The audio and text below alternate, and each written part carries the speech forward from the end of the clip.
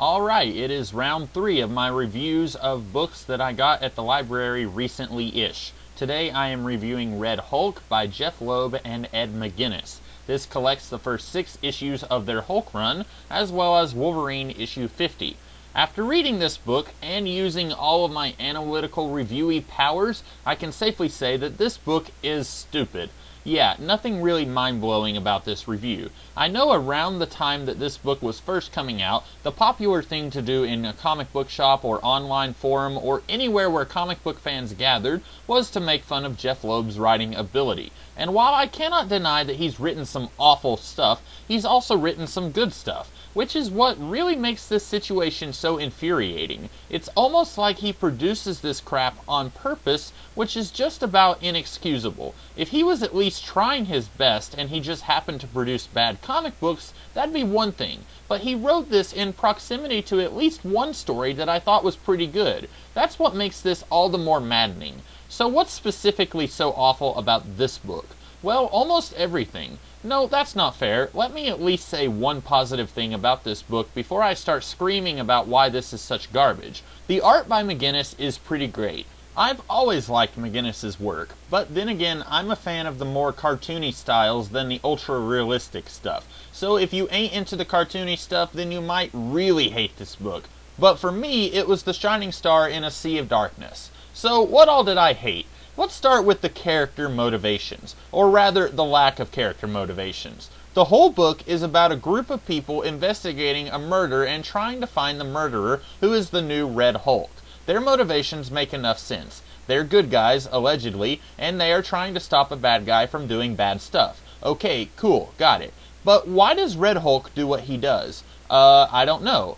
We start the story with him killing the Abomination. Later he says that this was meant to be a warning to Hulk, She-Hulk, and Doc Samson that he can kill any of them whenever he wants. Okay, but why? Why does he want them to know this? Why would he want to kill them? What could he gain from that? Why does he want to kill Rick Jones? He says it's because he doesn't like being wrong when he thought Jones was dead. But then again, who cares if he's dead or not, Rolk? Why are you wasting my time punching this guy? The real answer to all of these questions is fighting.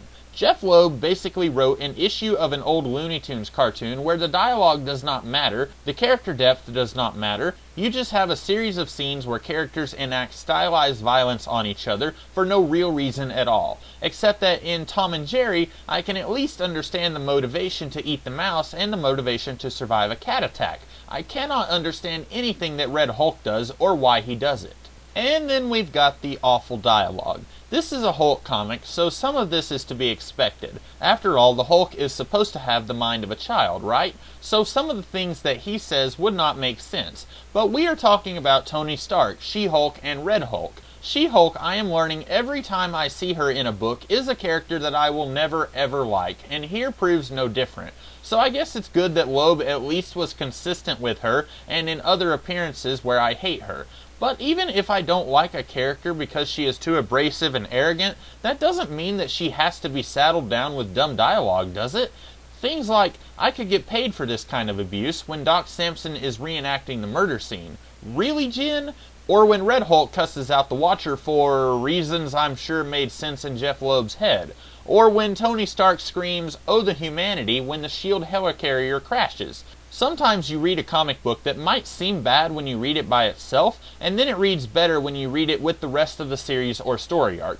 This series read bad no matter what you do, and the dialogue is a major contributor to that, as I don't think I would have kept up with this book for an entire story arc if I had been buying this on a monthly basis, all because of the bad dialogue.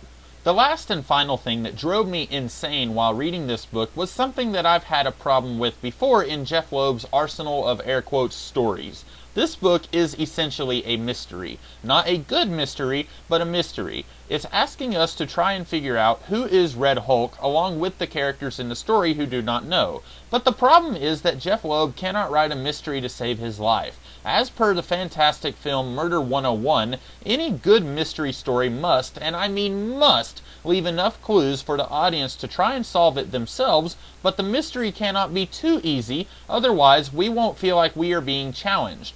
Which I would submit is what people come to mysteries for, even if they don't admit that that is why they do.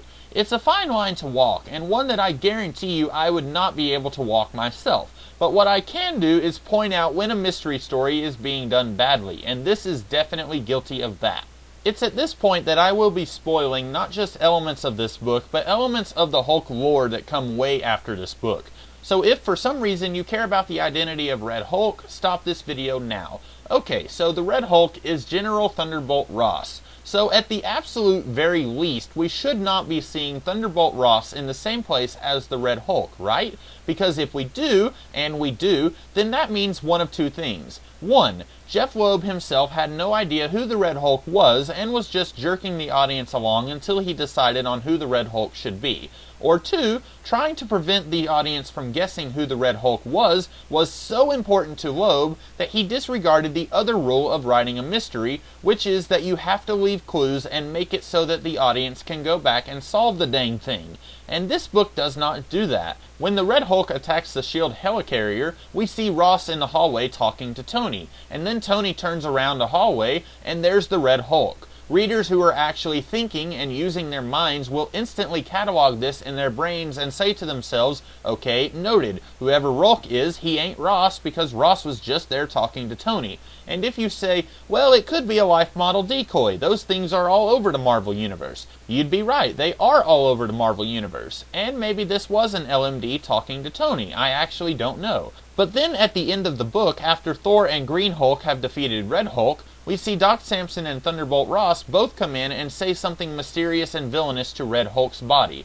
So if it was an LMD talking to Tony earlier, and Ross himself is actually Red Hulk, then what could be gained by an LMD telling Red Hulk that he has failed, air quotes, them? So it really doesn't matter if Loeb didn't know who Red Hulk was going to be, or if he's just trying to prevent the readers who are smart enough to solve a mystery from figuring it out by throwing in false information that doesn't make sense with the final air quotes solution to what he does.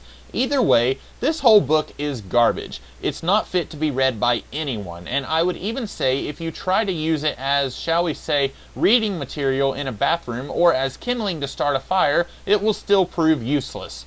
Overall, guys, this book is worthless. At best, it is a series of goofy, fun-looking fights that look kinda cool. At worst, it's mindless dribble that actually makes me feel dumber after reading it. So I hope that this review was somehow informative for you folks. If it was, be sure to like, share, comment, and subscribe. Tomorrow, I am 99% sure that I will be reviewing something better than this manure. So be sure to come back then and see what else I've got from the library. Until then, have a great day. I'll see you later.